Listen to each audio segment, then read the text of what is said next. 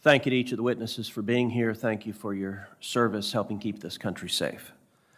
As we look back on the terror attack that played out in the Capitol on January 6th, it is apparent that far more should have been done to keep the Capitol safe and to stop the attack beforehand. There were multiple factors that led to that not being done and to there not being a sufficient law enforcement presence to prevent violent criminals from carrying out that terror attack. On January 5th, the day before the attack, D.C. Mayor Muriel Bowser sent out a tweet. That tweet read, "To be clear, the District of Columbia is not requesting other federal law enforcement personnel and discourages any additional deployment without immediate notification to and consultation with MPD if such plans are underway." And the tweet that she sent attached a letter that she sent to the Department of Justice and the Department of Defense.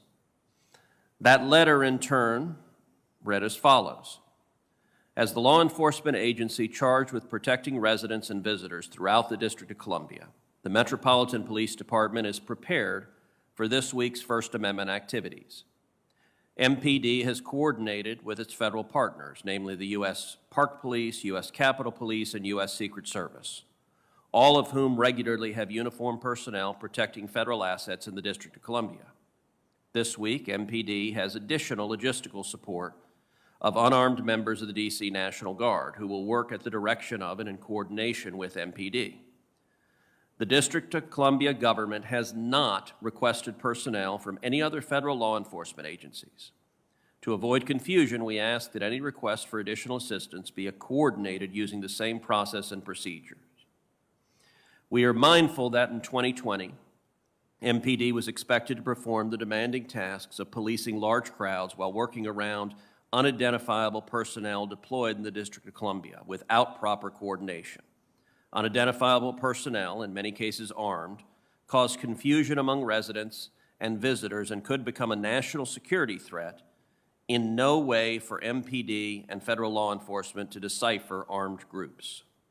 To be clear, the District of Columbia is not requesting other federal law enforcement personnel and discourages any additional deployment without immediate notification to and consultation with MPD if such plans are underway. The protections of persons and property is our utmost concern and responsibility. MPD is well trained and prepared to lead the law enforcement coordination and response to allow for the peaceful demonstration of First Amendment rights in the District of Columbia." Signed, Muriel Bowser, Mayor. So in hindsight, that letter seems incredibly ill-advised. Now, hindsight is always 20/20. But to what extent did the District of Columbia's explicitly asking for no additional federal personnel impact the decision-making of your respective agencies?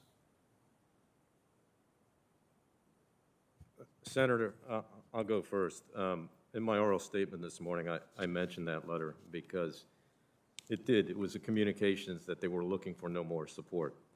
On top of that, Senator, we also contacted all the federal law enforcement organizations, Secret Service, Park Police, Marshals, FBI, and Capitol Police over the weekend of the 2nd and 3rd of January, just to make sure that the Department of Defense, if additional support was going to be needed, that we would obviously provide that support. We did that over the weekend.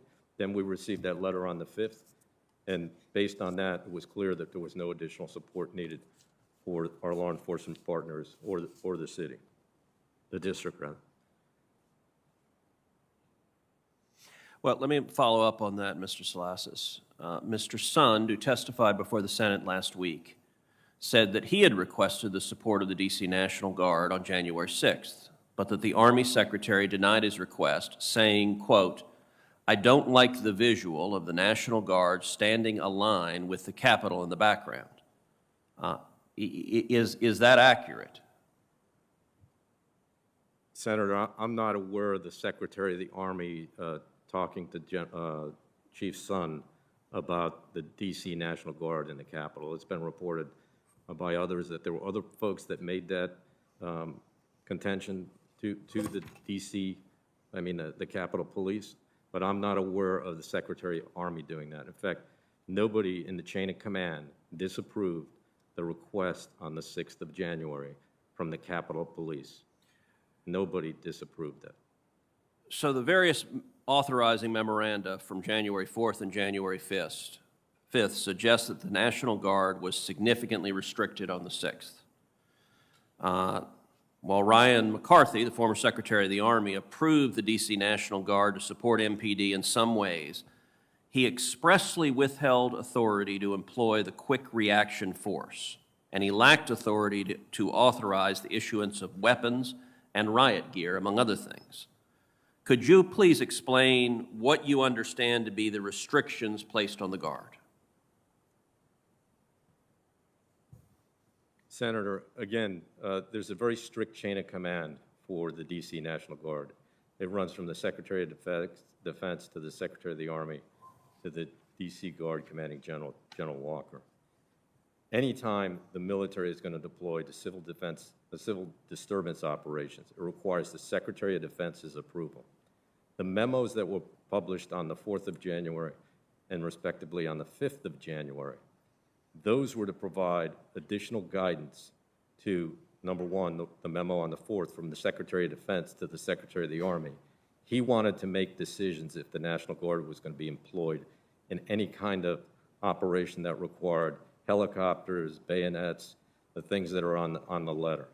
Subsequently, the Secretary of the Army published the memo on the 5th stating that this is how he expected the D.C. National Guard to be employed at the traffic stops, the metro stations, and if the QRF that was positioned at Andrews Air Force Base was going to be used, he wanted to understand exactly how that was going to be used through a concept of operations.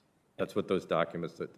And General Walker, could you answer the same question, and in particular, whether you had the authority to employ a quick reaction force prior to the January 6th, and would that have potentially made a difference on January 6th if you had been able to do so? So, Senator Cruz, I would have had that authority prior to January 6th to employ, direct a quick reaction force.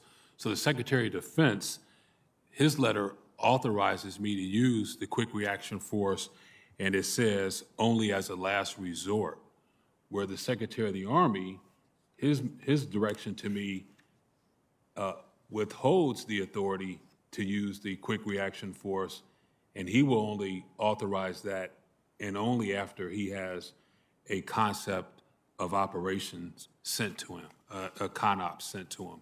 So that was restriction that was unusual to me. I had never seen that before. And Madam Chair, I would ask unanimous consent that both the tweet and the letter from D.C. Mayor Muriel Bowser be entered into the record. Without objection, it will be entered in the record.